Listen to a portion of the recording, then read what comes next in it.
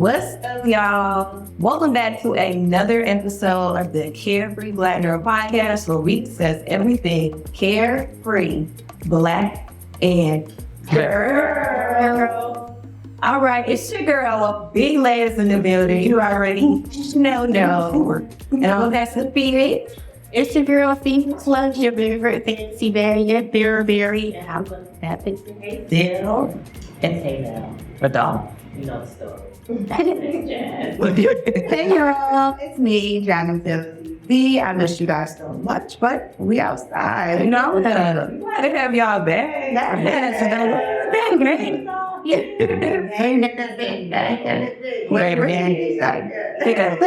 The team is teaming at this point. And speaking of team, let's talk about the Carefree Black Girl of the week with kids. And drum roll, please. It is Angel Wilson, honey. Now you make her brown. Now you make her brown. During her dialogue thing, okay? Represent South Cat, call that. You could ever watch this, my mama living girl. You had no street, every platforms, okay? Period. But yes, Miss Asia Mary just won her third MVP. Much deserved, first of all. Much deserved, because my girl was putting in the work, even since she came from University of South Carolina. Okay, my alumni Texas. But yes, so she's doing her thing, and she also scored the highest report. She scored the highest season about report actually. Yeah. The first one. Hold on, let me not.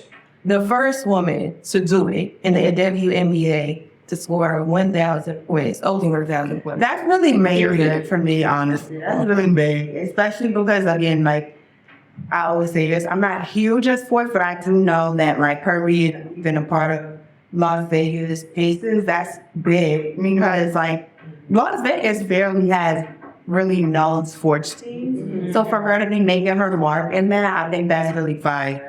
Yeah. No, I think that not only that is that she performs both on the court, out of the court, not on the court, but even just how she advocates for herself and sees it all and team and all of that, I think is what I like about her the most. But I just love too that she's getting her just due. We talk about this all the time on the pod, that a lot of people, especially Black women who are excelling in the industry or whatever industry they're in, they're not always given, their accolades. Yeah. So she's getting it tiptoes down with everything. Congratulations, girl. That's girl center. The non-sports girl, even sports girl at house. We got both the real quick. She said it she's putting on not just on the court, but what's important. Like, I do feel as if she is unapologetically herself, but in a respectful manner as well. So, like, she might be asked questions, and she states her opinion, but like, me personally, I don't think it's offensive. So that's another shout out to her. So I like that about her because, again, like we stated multiple times on this season, the WNBA has been landing there more as opposed to previous seasons. I even know when I was a child, it wasn't this, like, the momentum that there was the conversation, it wasn't this, like, popular, so her being in the conversation a moment is just something really fire. I think she's just big in every way. Like, she plays big, she speaks, very assertively, confidently. So I think that the way that she carries herself, even when, you let me have some right here, I'm sorry.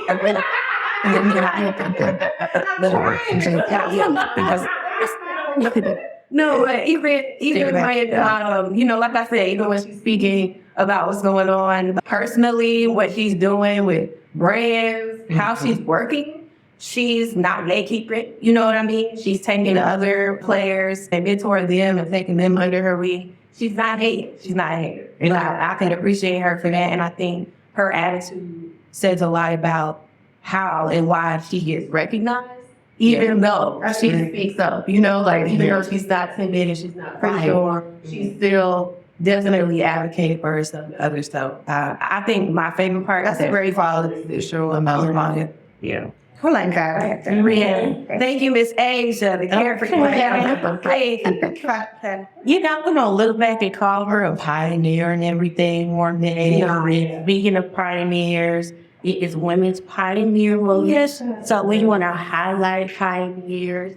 I think one person I would love to highlight that doesn't get enough is Nikki Giovanni. Shout out to Sojourner. Okay. She is a poet, she is an activist, and for all Black people, please, if you haven't, on YouTube, there is a video of her and James Baldwin having a conversation about our Black community and the dynamics. And, you know, with all the gender wars, I think it was a great way to show how to have a healthy dialogue and disagree. So I would love to give her flowers.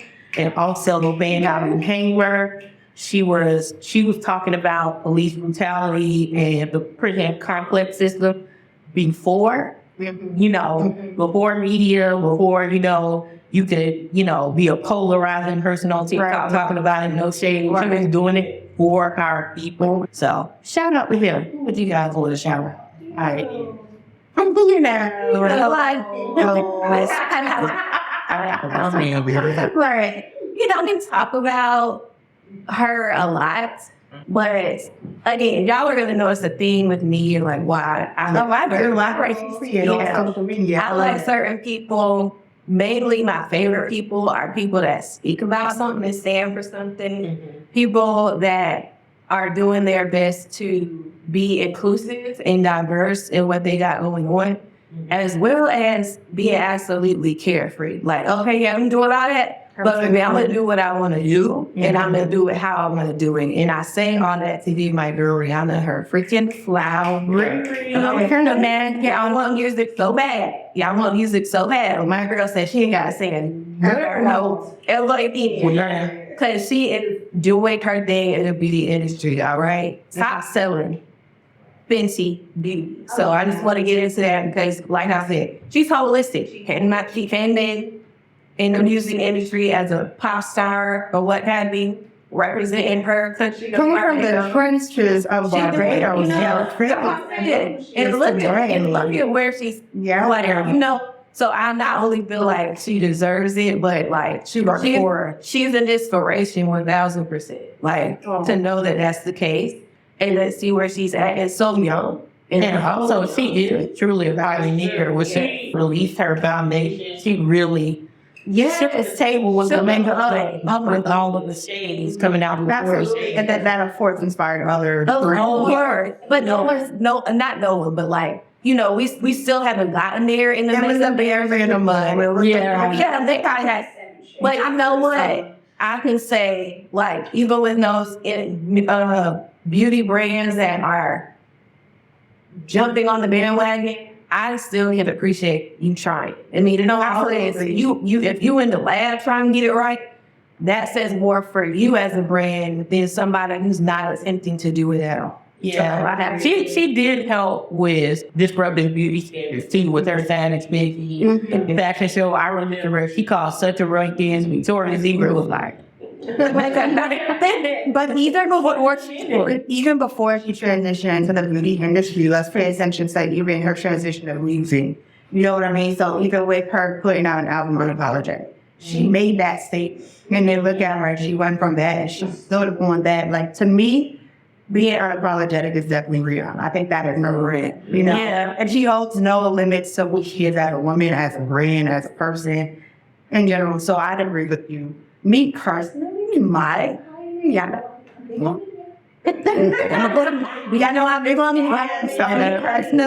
I would definitely have to say Wendy Williams, and not just her, but Angie Martinez. I say Wendy Williams because me watching her go from like being a Philly girl, you know, and then going from one of the #1 flip shows on 98.7%. This is back in the New York City. Getting kicked off because she knew too much. You're a fucking king. Okay, she knew too much. Then first of all, she started in college radio. Let's start there. She started in college radio, and then she started, you know, when she went into college, the gym and church and things. But when she landed 98.7% film, she didn't too much. She talked too much. That's what they said. You know, but that didn't stop her. She went back to Philly. She came back to New York, got 97 and things of that nature.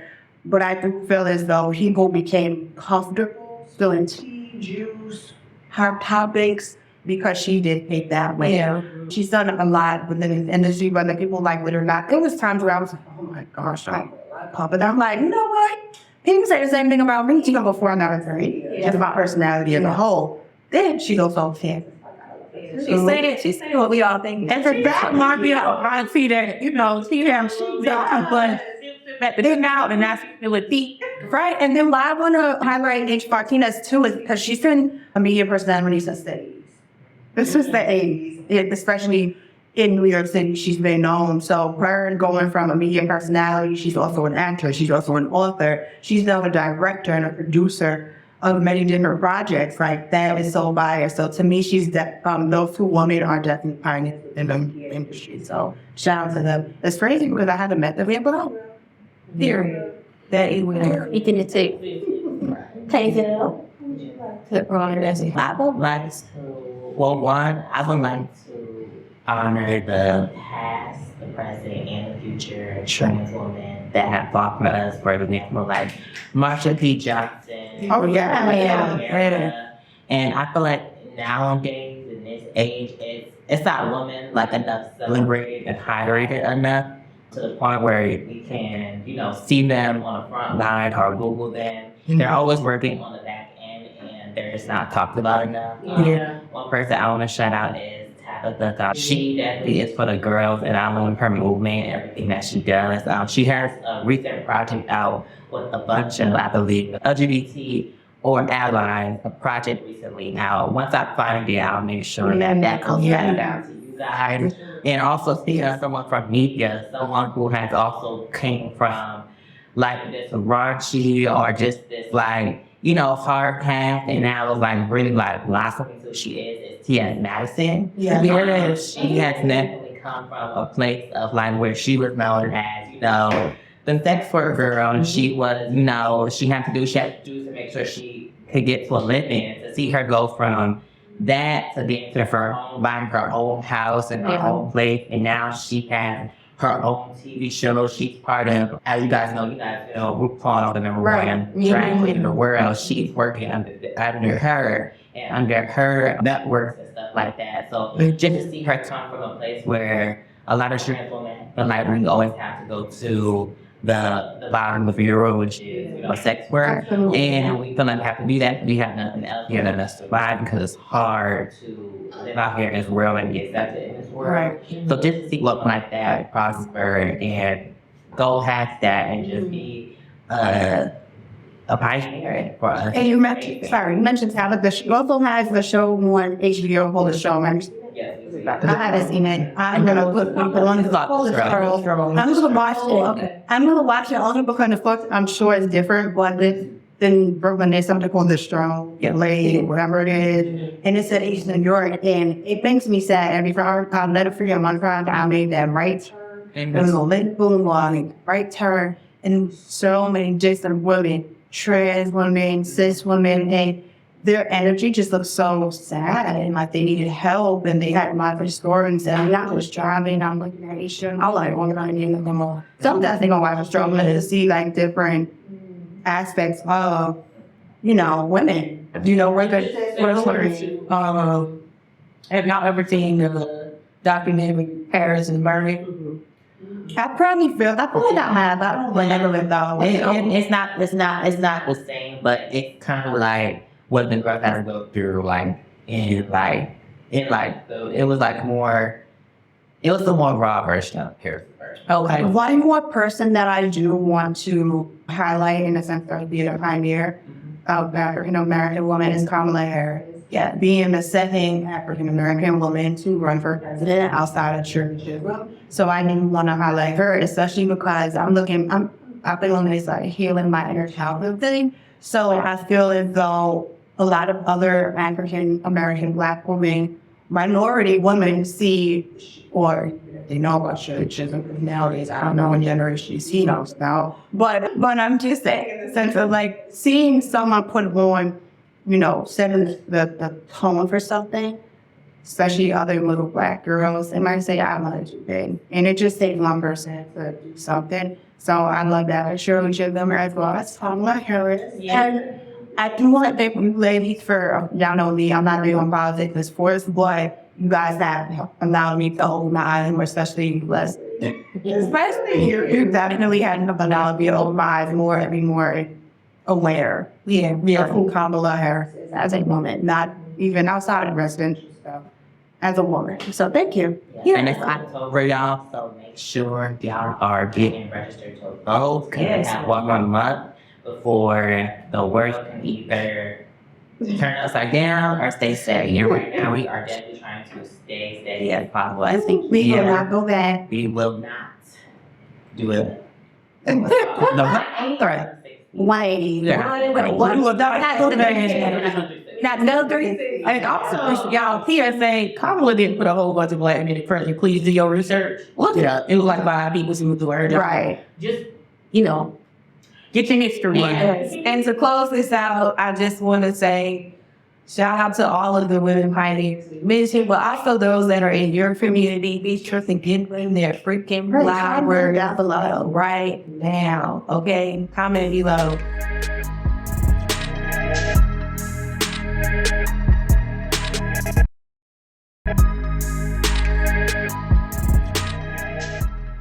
So for our next topic, it is Domestic Violence Awareness Month. So we want to have conversations just about domestic violence and how that domestic violence has affected our lives or anyone that you know. And really let's really get into what can we do just as a support system, because dealing with DV is definitely not an easy situation to go through. It's not an easy walk away that everyone thinks it could be. So what can we do as friends, sisters, cousins to make sure that basically you are there to support the person that's going through that? I was about to say, we both been done. You're about to twin. Well, with me being someone who is known for speaking up against domestic violence quite frequently, especially during the month of October, before we know it is also breast cancer awareness month. So shout out to all the survivors as well. But I don't think there's enough awareness in domestic violence. So back from my experience, I would just say be there the best way you know how to be. And the reason I say that is because there's been times where people in my circle, when I was about my domestic violence, they didn't know how to be there. It was more so coming from a, in quote, what they would do standpoint, as opposed to, let me just be there for my friend, she's going to do something. Shout out to my media bestie, Miss Diva. She actually didn't tell me all the time, but she acknowledged when I was going through my stuff. Until I actually moved to North Carolina and was safe. And to this day, it just messes with me, because she's like, Jasmine, there's been many occasions where we stayed out late at night. That's because I was worried. I'm from Brooklyn. She lives in the Bronx. That's like an hour and a half away from each other on the subway. She would stay out with me late at night. She's like, I would stay with you because I would be worried. But then when I would leave, I would go into my mom and I would cry and just tell her, I just praying, wake up in the morning, because I just never knew when I would get a phone call saying, you're not here anymore. So I would say just be there the best way you know how to be, because no one, especially someone so with group than domestic violence, was to feel like a murder. At least I didn't want to feel like a burden to anyone. So there was something I was angry towards my friends. He's like, oh, you never go through this, probably not realizing that's a lot from there. Because a lot of us who haven't experienced it might say, oh, girl, he's going to change domestic violence. So why don't you go to family? Why don't you go to a friend or something like that? But those standpoints are easier said than done, especially because on average, there's 24 people committed for victims of domestic violence rate. So that's crazy. It also takes a woman about 7. It takes a woman about 7 to 8 times to leave, and not just one day, but also leaving is the most dangerous time for somebody to experience domestic violence, and I don't think people understand that, especially with children. It's just not, just go to a shelter. I volunteered at a domestic violence advocacy program. I've also experienced domestic violence in high school, and there are levels to it. So did I go through what's love got to do with it? No, but he did do things that were very inappropriate, like scratching me, making marks, doing things, pushing. And then red flags don't always look red immediately, y'all. Sometimes they look a little pink, they look a little different. And when you're going through that, a lot of times there's a lot of stigma around it. Not only do you not want to be a burden, people feel embarrassed. Because to your point, everybody says, well, it couldn't be me. It wouldn't be me. No, it would be. So, first you said that, you would be embarrassed because when I first experienced domestic violence, I definitely was embarrassed because look at me, I'm 5'10", I'm fake.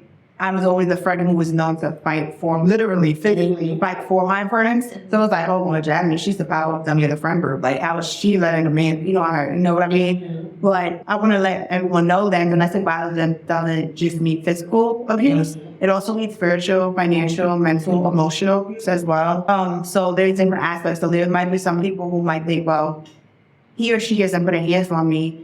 But what are they doing financially? They might be like, oh, if you don't do this, I'm not giving you any money. You can't go to it. Or there's just so many different aspects of domestic violence. And a lot of times, it didn't take until I was in my 30s and I realized, oh, snap. I've accepted domestic violence because it was from home. So a lot of times we experience domestic violence from home, and that goes on into our older adult life. What I doesn't know, because a lot of people start experiencing it as teenagers. So it's like some statistical facts that it starts in the teen, like when you're a teenager. With me, it started as a child. My mother used to talk down on me all the time, and then I thought that was normal, of course, growing up. So one thing I could say when it comes to someone you might know or closely from the domestic violence, you didn't necessarily know how to. And if you can't be there, I think it's best to express that, only because people who are going with domestic violence, whether it's male or female, we already have abandonment issues. So for you to just angst them out, that's also contributing to what they're already experiencing. So I just feel like be there in the back, we know how to in that instance, and if you can't no longer think you just express it like this is a lot for me. I can't just like that. Leslie, have you had to be there for a partner, or if you work to deal with that, not just like you would be a support system to a friend? No, I definitely have had, and honestly, I took a few approaches because I guess in this moment, I realized that with my upbringing that I myself have witnessed and been abused in my household too, but I definitely didn't necessarily describe it as like a domestic violence situation. That said, sometimes or at the time I was like in this mindset where I was like, I can choose my friends, I can't necessarily choose my family. So I had to figure out, I was overwhelmed with both the situations. So I kind of took the approach Jasmine was saying, and I communicated by being there to support. But then when it came back around, it was like multiple times, I'm trying to support you, but I'm also dealing with what I'm dealing with. And you're leveraging me as an outlet, but I just didn't have the capacity. And so I had to communicate that to that friend. And it was understood and we still communicated, but I think being able to communicate that there's things you're dealing with too is helpful because she didn't know that was the case for me. So when I'm trying to be an outlet to her, it wasn't apparent that it was also weighing for me. The toll because darling, you're my friend, and I can choose you, and I also know that I want the best for you. You know what I mean? So when that was happening, I did kind of both. I was there, and then when it became a little bit too much for me mentally, I had to communicate that. I am gonna say no cost person. If you guys whooping the hell out of your kid is going to confuse them because you do that because you say love there. And then when they get a man that says they love their man or woman and he beating them, and then he come back crying and he going through the door that his grandma said he got flowers and he's never going to do it again, you're confusing them. And I am a person who comes from getting my ass whooped. So it's not like I wasn't raised on it. But every time I ask somebody, they be like, I thought it wasn't no problem. I'm fine. And I'll be like, are you? Like, we don't be telling each other tea, but we all got trauma. And so it's been proven that that's not helpful. So one of the ways you can do that, if you're a parent, is if you believe in corporal punishment, see if you can figure out another way. I ain't got no kids, I ain't trying to judge you. I'm just saying what I know.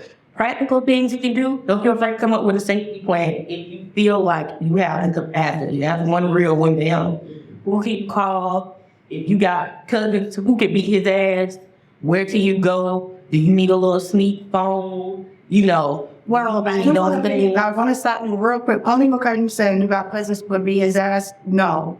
Only because that's also one of those cousins who would be their ass in danger. True that. I don't want to do that. The reason I say that is because I have shout out to my brother who's actually incarcerated right now. You don't want to ever put your family in situations, especially because you said it in the beginning of this segment. You said it takes at least 7 to 8 crowns for someone to leave. Now, say you tell Brooke, Boo Boo, and all of them to go through what you think that you want them to do, but then go back. They did that for what? Now, that's I don't really, that's something, especially me coming from it, right? I've been down here for 5 years. The only reason I'm down is because I'm surviving domestic violence. The reason I say surviving is because I'm still being financially abused. But I pay child support for grown ups, you know what I mean? So this is coming from my own experience. My brothers, they're real life in the streets. Yeah, they know what's going on. But it wasn't until I said, you know what? I gotta go where they actually then had a conversation. It's steps to it. So I would never suggest just tell your cousins or whoever. But what I'm not saying, but what I would suggest, whatever, me personally, we're gonna have to agree to disagree. Yeah. What I wouldn't do is if you are in need of help, I would say discreetly, and you can't verbally call, I would say text again to 88788. Yeah. So you can start, that's the domestic violence hotline. So you can start calling. I've been calling multiple times, but they do help women sheltering, conversation. They'll sit on home for hours and things of that nature. But you can also call 800-799-7233 if you or anyone that you know is experiencing domestic violence. And also just find an outlet on this day too, Phoenix. Find an outlet and read someone providing. It can be a stranger. Me personally, what was my outlet was strong domestic violence awareness pop-up shops. They're informative pop-up shops that raise domestic violence. So what I would do is say different men and women, because one thing about me, I don't just say, oh, he. Women are too. Let's put that out there. Women are too. You know what I mean? So I have different business owners and the pop-up shop, but I also have different people from social workers who would come and provide different information, whether it's finding housing, public assistance, or anything of that nature. You know what I mean? And I would also give the statistics of domestic violence, and again, providing those platforms to where people can slowly create an exit plan. You know what I mean? But let me clarify. Don't call your cousins first, but I got to disagree because there comes a point in time, it is possible, where they are going to hurt you. And I've seen it in my scenarios as well, and my family is either going to be you or them. And prayerfully, no one ever gets to that point. But when you're helping your friend develop a safety plan, take it seriously is what my main thing is. Because what happens is compassion fatigue. Like you said, go back. Then you're like, oh, okay. You know, they're just going to go back anyway. But it can be just, if you're going to be there, be there. If you're not, just watch on the side. Because it can get very dangerous. Like you said, for you and yourself. And know that when you're helping, because it can. Know your own mental capacity and letting that, you know, I've had friends where they said, I haven't spoken with them out for your own some time, and I was going through my experience because they didn't have the mental emotional capacity. And that's not what I understand. But now me no longer being in that situation, and I had friends who were going through it, I understand. You know, but yeah, what I would just say is create an excellent brand, be one of the best way you know how, be support the best way you see fit for you, but also again, text again to 88788 if you are somewhere, you know, someone are experiencing domestic violence. There is help out there. There aren't many laws to defend people experiencing domestic violence, but there is help out there, and I'm someone who can help you as well. Oh yeah, that's one thing I can say about domestic violence is do what Houston said for you. That's just from my experience. So, yeah. And I think to wrap up this topic, I do also want to take a moment aside to go our fallen angels, our fallen loved ones who have lost their lives to domestic violence, because fortunately, that's what happens usually sometimes. So let's just take a moment aside to take that.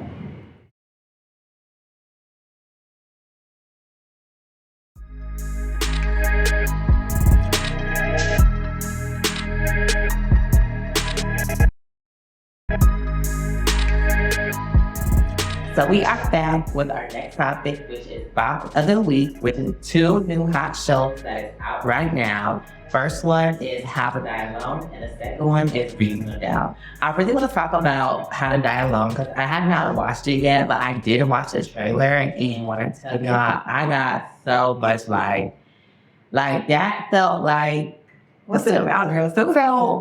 So with me, I never watched it either. However, from watching the trailer, I did get How to Die Alone with a Black woman who is learning herself, who is okay with being her authentic self, who is facing all obstacles, and she's okay with being alone, whether she's, dating, whether she's working at the airport, what her current job is. No, from the trailer, I just got, I'm unapologetic. I'm going to be saying that through this episode because it is pioneers, which is beautiful. Black, I know, and that's what I got from watching the trailer. She's just an unapologetic Black woman who is okay with finding her authentic self, her authentic voice, and okay with A little bit. that's fine. Yeah, that's a little bit. In herself, I think it's close, but she's learning to be okay.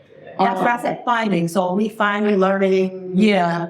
It's like she's not unapologetic white. Okay. It really is that learning. And it's more about, I would say more about taking life more intentionally. Because I don't want to spill too much tea, but it is called How to Die Alone. So she basically had a mundane accident, trying to eat Cheetos with nachos or something, and she died temporarily. It was very, her neighbor had to call, and she ended up in the hospital. Which because people are sleep spoilers don't bother me. It was a very mundane death. It was so mundane and boring that she was like, "Is this really my life right now? Is this really my life?" Ended up finding this new one. I'm like, yeah. It was a woman in there that kind of told her, "Don't be afraid to live." She works with her love interest. So it really is she's in the baby steps of finding. Because when I think, when we say finding, I think more back on Insecure where they kind of already in it. Yeah. But she's kind of just start. What made the network? What's the network? reasonable. No, that's not that. I know. They're talking about, yes, the reasonable doubt is on too. Yeah. I know. Yeah, okay. Now I'm taking the chat because I organize and get more being Mary Jane and I just I never watched. You know what? That's a good way to put it. But me personally, this, from what I remember, I watched these when I got pulled down before we actually was here. And I tuned in and tuned in. I trying to let I'm out, but I do remember it's a black woman who's a lawyer. She's married to her husband. However, they not really seeing her too much. However, they don't see Lasano, the people so traveling to her. Yeah, this really, to me, it's a good drama kind of, and to me, I like it. So, seeing about the trailer in season 2 of My Mom Front, it's made me want to watch it. It does have one Morris Chancellor in it, so shout. Yeah, Lincoln, right? My daddy doesn't look like him now. But they used to compare him when he was younger to Morris Chestnut. My mom used to hate because she was maybe boys in the hood, Morris. But so anytime people be he's so fancy, it's just kind of well, yeah, I mean,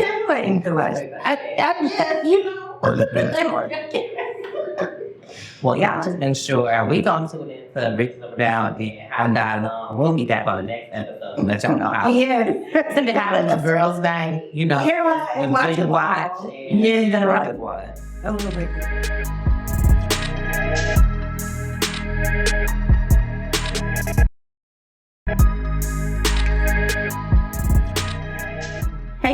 so it's also Breast Cancer Awareness Month. I know it's a lot going on, but as women and non-men, it's very important. We want to make sure that you are very aware of breast cancer. You can do cell mammograms, Google it. You go hour, inner, Googling. They got diagrams. They got all of that for you. But make sure you are aware. Say titties. We're going to get into saving the titties a little more next episode.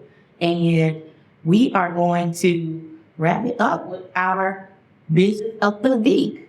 And I will start with Lace with Cherry. She does cosplay makeup, and she has the cutest little bunny bag. If you're into kawaii culture, I have one. You can get it on TikTok Shop. You can get it online. It's very cute. What about you girls? You have a business, so over the summer, I actually went to an event. It was the Carolina Music Video Awards. It was, shout out to her on Instagram. Her Instagram is actually Simply Successful ESC. And she put together the Carolina Music Awards. And my boy, he actually was a part of the super big.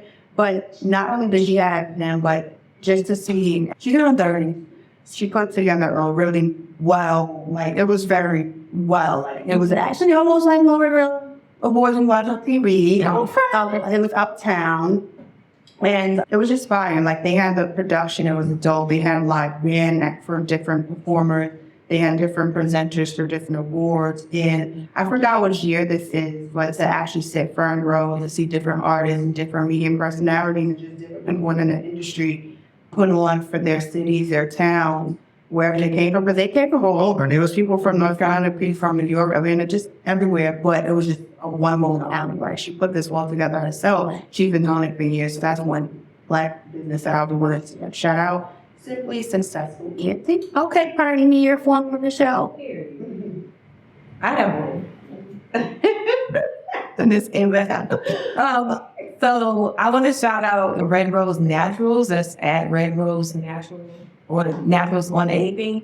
And say women and Black-owned business. So one thing that I think really sets them apart is that they get a lot of their ingredients from Ghana. So directly supporting the homeland. And their products are really good. And they expanded from just regular skincare products such as toners and cleansers and stuff to now body oils and body scrubs. So if y'all are interested in supporting and also just trying something new, especially this holiday season, be sure to go check out at Red Rose Naturals. And we're going to go ahead and wrap it up. Well, we can't forget about the creative world. Oh, shout out to the creative. It was beautiful. We're gonna wrap it up. This was Carefree Black Girl, where we discuss everything carefree Black and girl. Make sure you listen to us. We are powered by Revolt. You can also check us out on YouTube. You can talk with us on Instagram and Twitter. On Twitter, or X, or whatever. It's CFBG Pod. You can chime in with us. I am Phoenix Lux. You can catch me at Phoenix Lux or Blurry Love on IG. I'm about to change it, but I like it. I'm not giving it up. And I will pass it to Big Larry, not the little one. Sorry. No. Okay, so it is your favorite veteran turn entrepreneur. Y'all already know y'all are catching everywhere, especially when it's at 3 p.m. or Sundays. Let's check it out. Thank you guys for sitting through another episode with us. It's your best. And me, Jasmine Sarah TV. Make sure you follow me out on all platforms, Jasmine Sarah TV, as well as Quality Over Post. You guys know that as well as Quality has a books and run back and delivered on all of that. Then we are here, Carefree Black Girl, where we again do everything and discuss everything Carefree Black and Girl. Bye.